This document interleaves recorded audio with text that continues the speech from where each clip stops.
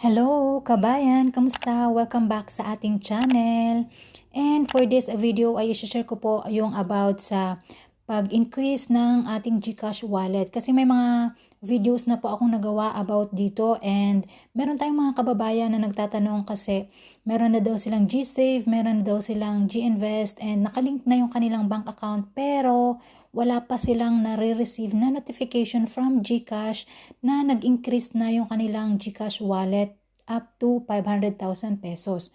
So, bali doon sa previous video ko ay nabanggit ko na kahit wala ng bank account na i-link sa inyong GCash account ay pwede na kayong mag-increase sa inyong GCash wallet at ang kailangan nyo lang pong gawin is magkaroon ng GSave account at saka GInvest account at mag-invest or mag-save at least 100 pesos. And yung inyong GCash wallet po ay pwede na mag-increase to 500,000 pesos.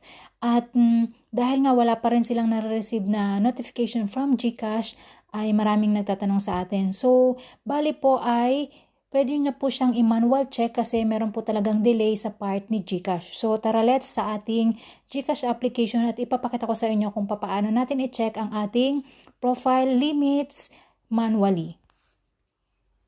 So guys, andito na ako sa aking GCash application at punta lang po tayo dito sa profile sa baba. So dito sa right bottom, meron dyan nakalagay na profile. I-click mo lang po yung profile.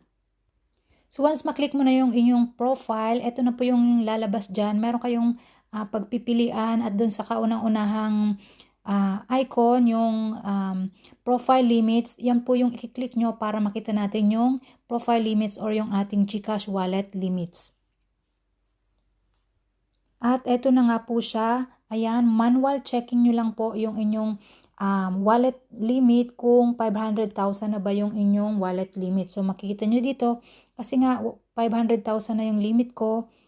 So ayan, makikita nyo naman. And then yung outgoing limit is 100,000 per day. Maximum amount that can be moved out from GCash is 100,000 per day. At yung monthly limit at saka wallet limit is 500,000 pesos nga.